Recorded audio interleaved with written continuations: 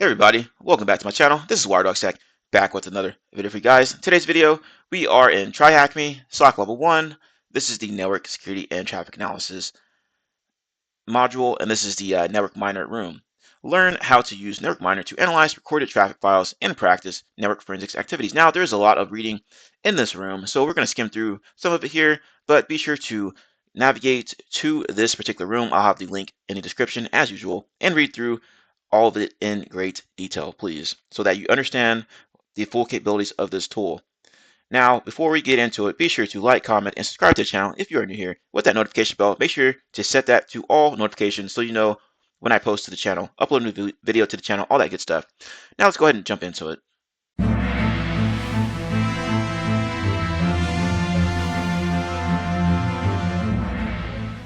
All right, this is task number 1. It says NetworkMiner is an open source traffic sniffer, PCAP handler, and protocol analyzer developed and still maintained by NetworkSec.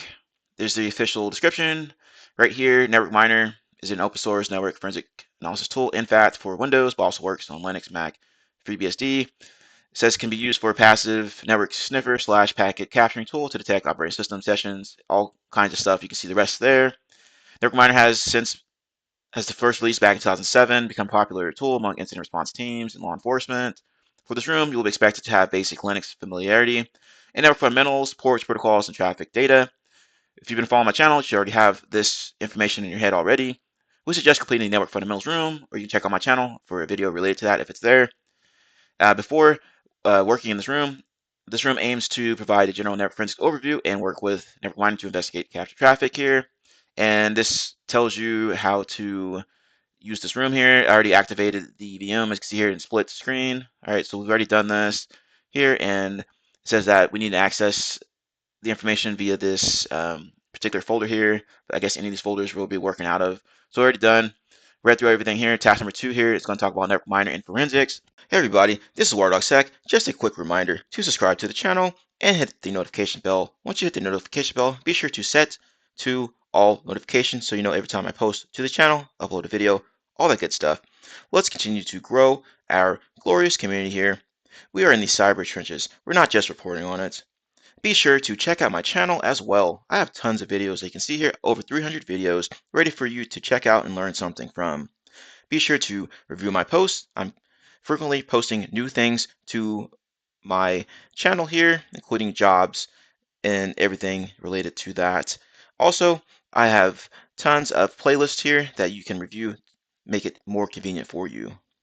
Anyway, happy defending, happy hacking, enjoy the video. Okay, and you can see the XE there. Network mining forensics, the ultimate goal of network forensics is to provide sufficient information to detect malicious activities, security breaches, and network anomalies based on network traffic. And network miner is a great tool to help as it provides quick and useful hints on where to start from, specifically context of captured hosts like their IP, MAC, host names, and OS information, list of potential attack indicators, tools or toolkits used to perform the potential attacks like Nmap. Makes sense if it's capturing and looking at PCAP data, right? So that information should be located in PCAP information, right? PCAP or didn't happen, isn't that what they say? Supported data types. So we have live traffic, captures, and log files, okay? Network miner is capable of processing, handling both packet captures, which is PCAP for short, and live traffic. Therefore, we can focus on live and capture traffic in this room. So later on, it's going to compare this with Wireshark. I know Wireshark's a well-known tool out there as well that can do analysis of PCAP files, and it can also do live traffic analysis because you can sniff one of your interfaces, right? So task number 3 here, what is network miner? Network miner in a nutshell, so we have capability and description here. Traffic sniffing, it can intercept the traffic, sniff it, and collect and log packets that pass through the network. Parsing PCAP files, protocol analysis, OS fingerprinting, file extraction, credential grabbing, clear text keyword parsing. So you can see that it can do a plethora of things here, has a lot of capabilities that you can utilize to assist you in your incident response or digital forensics endeavors. So we are using Network Miner Free Edition in this room, but a professional edition has much more features as usual. You can see the differences between free and professional versions here. So check that out if you're interested in learning about the professional version compared to the free version, which we're going to use here in a second.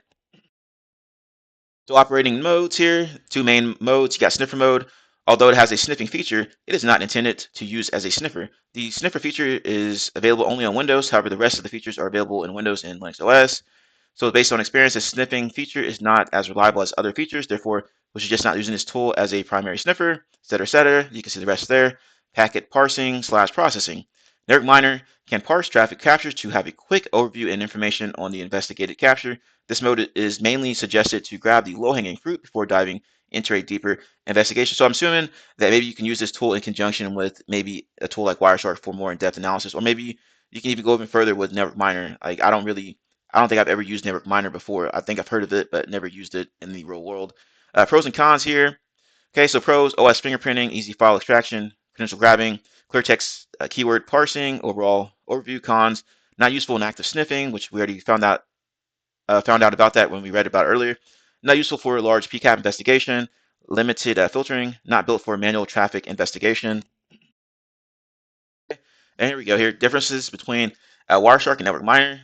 Network Miner and Wireshark have similar base features, but they separate in use purpose. Although main functions are identical, some of the features are more stronger for specific use cases. The best practice is to record the traffic for offline analysis, quickly overview the PCAP with Network Miner, and then go deeper with Wireshark for further investigation. Now, didn't I say that earlier, right? You can use this in conjunction with Wireshark. So if you want to get that overall or that first look at it, that first triage to say of that PCAP information, go ahead and use Network Miner. You see something that needs to be further investigated, you can switch over to Wireshark for more deeper analysis and investigation. And it breaks it down here in this fancy little table here. You have featured Network Miner and Wireshark. Purpose, quick overview, traffic mapping, and data extraction for Network Miner. And then for Wireshark, in-depth analysis here. So GUI, sniffing, handling PCAPs, OS fingerprinting, parameter, keyword discovery, et cetera, et cetera. It can do all kinds of stuff here.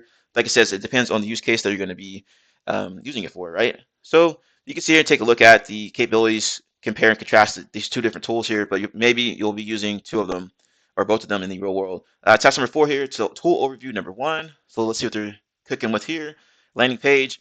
This is landing page of Network Miner. Once you open the application, the screen loads up. So let's go ahead and fire this bad boy up and see what it looks like here so we can try to follow along. Okay, while that's loading up, we'll see here. File menu, self-explanatory as with usual tools. So if you go to file menu here, you have open the files, receive PCAP over IP, exit. Okay, it says file menu helps you load PCAP files or receive PCAP over IP. You can also drag and drop PCAP files as well. That's neat. Network Miner also can receive PCAPs over IP. This room suggests using Network Miner as an initial investigation tool for low-hanging fruit, et cetera, which we already know about that. Tools menu here, so we're just following along here. Clear GUI, delete capture data. The tools menu helps you clear the dashboard and remove the capture data. Help menu provides information on updates in the current version here. So there we go. Check our updates about Network Miner. Case panel. The case panel shows the list of investigated PCAP files. You can reload / refresh. View metadata details and remove loaded files from this panel. Viewing metadata of loaded files. That's pretty neat and pretty nifty here, right? So we can load it over here in this case panel side. So I think that will come in handy here as we go through these exercises later on. And this is what it looks like when you actually have something loaded in here, apparently. So yeah, it looks pretty straightforward here. File, start, in, et cetera, all kinds of metadata information that you can examine. Host. The host menu shows the identify host in the PCAP file. This section provides information on IP address, MAC address, OS type, open ports, sent, received packets, incoming, outgoing sessions, host details. OS fingerprinting uses the Satori GitHub repo and POF, and the MAC address database uses the MAC Ages GitHub repo. You can sort the identified host by using the sort menu. You can change the color of the host as well. Some of the features OSINT lookup are available only in premium mode. The right-click menu also helps you copy the selected value. The free version can offer a plethora of capabilities that you can use at your disposal, right? And then for anything else that's paid for, you can probably use an alternative tool to use, right? I mean, there's for a lot of paid tools out there, there's oftentimes an open source or free alternative tool to that. So just for your information here, but yeah, so we're gonna look at something like this whenever we get down to it. And you can see here, looks similar to what you'd probably seen like Wireshark, right? If you ever use Wireshark like that, but this is in a fancy little infographic. It looks like it's a little bit easier to read. Let's see here, sessions. The session menu shows detected sessions in the PCAP file. The section provides information on the following: frame number, client and server address, sort and destination port, protocol, start time. So it looks something like this here. Okay, pretty straightforward. You can search for keywords inside frames with the help of the filtering bar. It's possible to filter specific columns of the session menu as well. This menu accepts 4 types of inputs: extract phase, all words, any word, and regex, or regexe, whatever how that's pronounced. DNS menu shows DNS queries with details. This section provides information on the following: so frame number, timestamp, client, and server, and you can see the rest here. All kinds of information regarding DNS. So some of the values, Alexa top 1 million, are available only in premium mode. The search bar is available as well, so it looks something like this when you fire it up and start using these fancy features here. And next one is credentials. It says the credentials menu shows extracted credentials and password hashes from investigated PCAPs. You can use Hashcat, awesome, and John the Ripper to decrypt extracted credentials. NetworkMiner can extract credentials using or including Kerberos, NTLM, RDP, HTTP, et cetera, all kinds of credentials that it can extract, right? The right click menu is helpful in this part. You can easily copy the username and password values. So it looks something like this, okay? Pretty neat there. Answer the questions here. So once again, pause the video, go through and try to answer these questions yourself. Then come back to the video and we will walk through them together. All right, how did y'all do? Hopefully you're able to find the answers yourself. If not, let's go ahead and step through this process together. First one up says use mx-3.pcap file and answer these questions. What is the total number of frames? So first off, let's go to our files here, and then we're going to open up that PCAP file. So be sure you're in this exercise files folder here. So here's the first PCAP we need to analyze. So that's loading up here. And we need to find the total number of frames. In order to do that, here on the right side where it says case panel, we're going to go ahead and double click this, I believe, or we can just right click it and then, yeah, show metadata. All right, make this a little bit bigger. And you can see here we have file name, start, end, and we have frames here, and a bunch of other stuff. So here's the frames here, 460, located in the metadata. So we're done with that one. Next one says, how many IP addresses use the same MAC address as the host, the .203, okay? So let's go ahead and take a look here. Host tab as so. We need to find out how many hosts use the same MAC address. So first off, let's locate it. And here's the .203. So we're going to hit this drop down menu here. And then as we're analyzing this information like so, we can go ahead and take a look at the MAC area here. Hit another drop down here, and we can see that there's 2 hosts listed in here. It's the same MAC address, same MAC address. So both of these hosts here, this .223 and this .99, are what we're looking for here. So 2 is going to be our answer there. Next one says, how many packets were sent from host 65.208.228.223? So once again, you can go ahead and play around with this drop down here. I went ahead and went to sent packets, right? And we're going to locate this .223, which is this one here. So with that drop down, and then we need to see how many packets were sent. And we can see that here, sent packets, right? 72 packets were sent. So that's going to be our answer right there, 72. Next one, what is the name of the web server banner under the .223? So once again, we're going to take a look at this drop down here and find that information. This should be under host details, if I'm not mistaken. There we go, web server banner. And we see the Apache appears to be the web server. All right, next one, we're going to take a look at this mx-4.pcat file. So we can go ahead and get rid of this. We don't need it anymore. So we're going to remove that out of here. Now we're going to go back to the same directory. And this time I'm going to open up this PCAP here, 4. All right, so we have 2 things listed here. And it says that we need to find the extracted username. So to do that, we're going to need to go over to credentials here, right? And then analyzing this information, we have client, server, protocol, username, and password. So these are the 2 locations where we need to find the information here. So username here is going to be this this b/administrator. Okay, so you're just going to go ahead and right click and copy that. Next one says, what's the password here? Now it's not going to be this one. It's going to be this one down here, this long one here. That's what you're going to need to get out of there. That's the password that's extracted. Okay, so right click it and then copy password and paste it in there. That's done for that particular section. And task number 5 here, tool overview number 2 here. So let's go ahead and take a look and see what they're cooking with. Files. The file menu shows extracted files from investigated PCAPs. This section provides information on the following: frame number, file name, extension, size, etc., etc. You can see the rest there.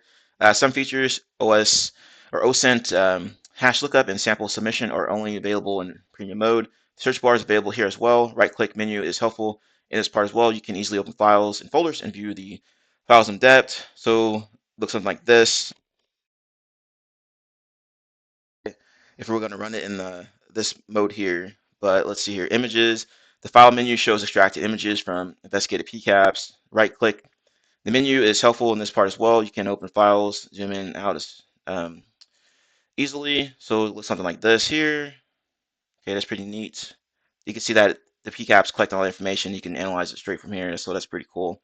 Once you hover over the image, it shows the file's detailed information, source and destination address, and file path. So it looks something like this. So we go source destination, then the file path.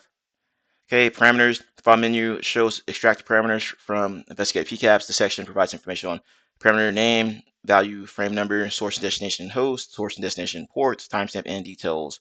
Right click it. Right click menu is helpful in this part. You can copy the parameters and values easily, so that's pretty neat and handy. All right, so similar to what we just did. Keywords. File menu shows extracted keywords from investigated PCAPs. The section provides information on frame number, timestamp, keyword, context, source nation, host, and port. How the filter works: add keywords, reload case files. You can filter multiple keywords in the section. However, you must reload the case files after updating the search keywords. Keyword search investigates all possible data in the process PCAPs. Okay, so you got to remember to refresh it or reload the case files after you do this if you want to put a new keyword in there. So I guess that's pretty important information to remember. It looks something like this. So let's go ahead and continue on. Messages, chats, and messages, investigated PCAP section provides the following information here. All right, it's pretty cool. Once you filter the traffic and get a hit, you will discover additional details like attachments and attributes on the selected message. Note that the search bar is available here as well. The right-click menu is available here. You can use the built-in viewer to investigate overall information in an open file option. So that's pretty neat here. You can look at live messages and such. Anomalies. The anomalies menu shows detect anomalies in the PCAP or process PCAP. Note that NetworkMiner isn't designated as an IDS. However, developers added some detections for Eternal Blue exploit and spoofing attempts. So go ahead and Google this real quick if you're unfamiliar with Eternal Blue here. It was very popular in the news headlines back then. But let's go look something like this here. It's pretty cool. Now we have some questions here to answer. Once again, pause the video, try to go through these questions yourself, then come back to the video and we'll step through the process together. Okay, hopefully y'all are able to find the answers to these questions, but we're going to take a look. Now, in regards to these PCAP files, they do take about 3 to 5 minutes to load completely in NetworkMiner. So be aware of that. That's why I haven't done the next one yet. So anyway, let's take a look at this first one here, this MX-7 PCAP file. What is the name of the Linux distro mentioned in the file associated with frame 63,075? So let's go over here. I already have it loaded up. There's files up here. Now what you can do is go to this particular drop down here and go to frame number. And then we're going to paste this, the number of the frame we need to get to in the filter keyword. And we're going to hit enter. And here's the one that comes up here. And when you find the Linux distro, you can see here that it mentions the CentOS distribution here, right? So that looks like that's going to be our answer, what we're looking for this particular one. And let's go back to this here. This time we need to look at the header of the page associated with frame 75,942. So once again, copy this, do the same thing here, paste it, enter. Okay, index7.html. Now for this one, you have to go in and actually open this up. So we're going to right click it and then you're going to open a file. Okay, and you'll see that the header is going to be this here, this password -ned ab. Okay, so there we go.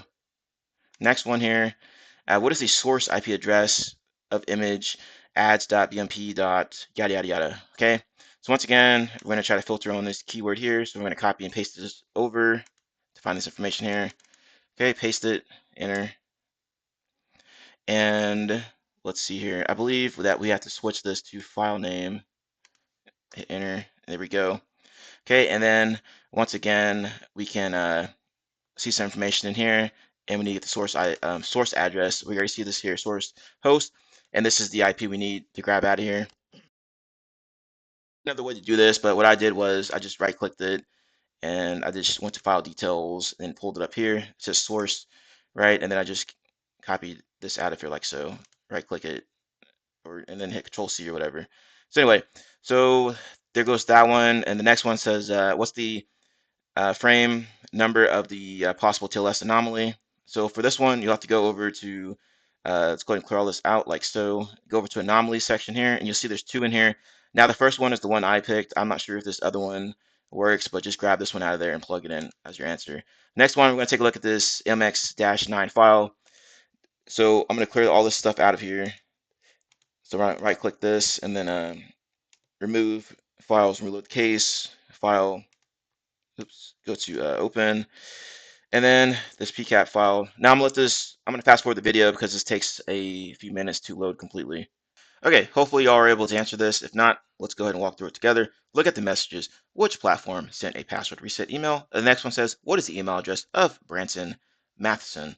So let's flip back over here. PCAP finally loaded up after a few minutes. So we're going to flip over to messages here. And then right away, we can already see that Facebook is mentioned here in these messages. All right, so this appears to be the platform in question here. So let's go ahead and grab this like so, copy that, flip it back over here. Facebook, done. And then we need to find the email address, and it's listed right here. So we're going to go ahead and grab this as well. All right, so let's see here. See, it says from. All right, so let's go ahead and grab that. Okay, I guess you can't do it out of there. Let's try this. All right, whatever. We're going to just type it in. So Branson at sansite.org.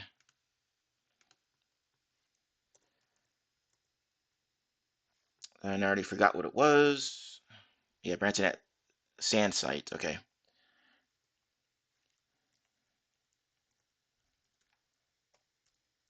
Done. Okay. Next one is task number 6, version differences. As always, it wouldn't be surprising to see a feature improvement as the version goes up. Unsurprisingly, version upgrades provide stability, security fixes, and features. Here, the feature part is quite tricky. Feature upgrades can represent implementing new features and updating the existing feature, optimization, etc., etc., etc. You can always check the changelog here. So since there are some significant differences between the versions, the given VM has both of the major versions, version 1.6 and version 2.7. Of course, as the program version increases, it is expected to increase increase in scope. Here are the significant differences between versions 1.6 and 2.7. Here are the differences. So MAC address processing, NetworkMiner versions after version 2 can process MAC address specific correlation as shown in the picture below. This option will help you identify if there's a MAC address conflict. This feature is not available before version 2, so we can see that here. Right, so it's not in there. Okay, next one talks about can handle packets in much detail. These options help you investigate the sent and received packets in much more detailed format. The feature is not available for version 1.6, so it sounds like 2.7 is already better as expected. Okay, next one is talking about file frame processing here. You can read the rest down here to see the differences. Okay. Parameter processing. All right. So I think we get the gist of this here. The, I guess, higher version, the more features it's going to have, right? So let's see here. Clear text processing says this option provides all extracted clear text data in a single tab. It is beneficial to investigate clear text data about the traffic data. However, it is impossible to match the clear text data in packets. This feature is not available after version 1.6. So there's something that's missing here, right? So this is not available after version 1.6. So I guess that's something to take note of there. All right. And all right, so question time. Once again, pause the video and try to answer the questions yourself, then come back to the video and we can continue on here. Welcome back. Now you should have been able to answer these with no problem if you just read through the task here. But anyway, let's go ahead and take a look here. Which version can detect duplicate MAC addresses? Well, that's going to be version 2.7. Which version can handle frames? That's going to be version 1.6. And which version can provide more details on packet details? And that's going to be version 1.6. So task number 7 here, we're going to get into some more practical application with exercises. It says you've learned what NetworkMiner is and how to use it. Let's put this into practice. Once again, go ahead and try to answer these questions below here, which if you've been paying attention to the video or following along, you should be able to answer these no problem, right? But if you get stuck, there's some hints over here on the side, and also we will walk through this process together. So once again, try it yourself, then come back to the video to continue on. Let's take a look here. So we need to use case 1.pcap to answer these first set of questions. What is the OS name of the host 37.122? So let's flip over here. I already have it loaded up, as you can see there. And we need to find the host name. So right away, we can see that it's a Windows box from this. But what you need is the full name in here. So you have to go down to where it says OS Windows, and then hit that drop down here. And we see the full name is going to be this Windows dash Windows NT yada yada yada. Okay, so that's our answer for that one. Next one, we got to look at these data bytes received. So the first one is from 32.91 to 37.122 on port 1065. So let's take a look at this 32.91 host. Okay, so let's go ahead and minimize all this here. All right, so we need to take a look here. There's outgoing sessions as mentioned here. And yes, so 122 to that, oh, sorry, 91 to 122. So let's flip back over here. And let's see here. That would be outgoing. So let's take a look here. And we see there's ports 1065 here, and then there's some other information over here that's mentioned, right? And we need to figure out the data bytes that were received from received from .91 to .122 on port 1065. And you'll come across our answer will be 192 data bytes sent. As you can see there, the client is 91. All right, and it's going to this .22. So our answer for that one. The next one is the opposite. So you need to take a look at this dot 122 here, and then same thing here, incoming sessions. And this time around, we need to look at the other one, port 143 here. So it says how many data bytes were received from 122 to 21 on port 143. And if we go ahead and take a look down there, we'll come across that answer as this here. We can see that the server is 122, and then it says 20,769 data bytes were sent to .21. So that's going to be our answer there, this 20,769. Okay, I think these could have been worded a lot better than this, but it is what it is. Anyway, next one says, what is the sequence number of frame 9? For this one, you have to switch to the older version of NetworkMiner. Okay, so let's go ahead and do that. I already have it pulled up here. I already have case pulled up here. When you go down to frames right there, and then frame number 9, hit that drop down, and you can see the sequence number is going to be this here. So that's going to be our answer for that one. Next one says, what is the number of detected content types? So once again, flip back over to the newer version of NetworkMiner, and then you're going to go over to parameters here. Once in parameters, you can sort this by parameter value, or parameter name here, and you see that it says content dash type. Okay, and you can see that there's only 2 listed here. Once you count them all, you have this multi-part, mixed, and then text plain. So it's going to be 2 for our answer there. There's only 2 different types. Next one, we're going to take a look at this case 2 PCAP and investigate the files. So go ahead and do that, and come back to the video once you're done, or if you need help. Let's go ahead and take a look here. Some of these were a pain in the neck to find, like these first 2 here. What is the USB product's brand name? And then we need to get the phone model as well. So the first one here, USB product. Now let's go over to Files tab. You can try to search for USB like so. Apply. There's a few in here that's mentioned. And you can see one here in particular that mentions ASIX. Now if you do some Googling, you'll find out that's a brand name of a USB, right? And then you can get that for the answer. Or you can also go to the images here, and you can sift through here for a USB image. So let's see if we can find it real quick, because it does take a little bit of time to try to sift through all these images. As you can see, there's a ton of images here, a lot of Simpsons stuff going on here. And let's see if we can locate it real quick. If not, there we go. So we can see that here, right? So you go and open it up in Chrome or whatever browser it decides to pull up here.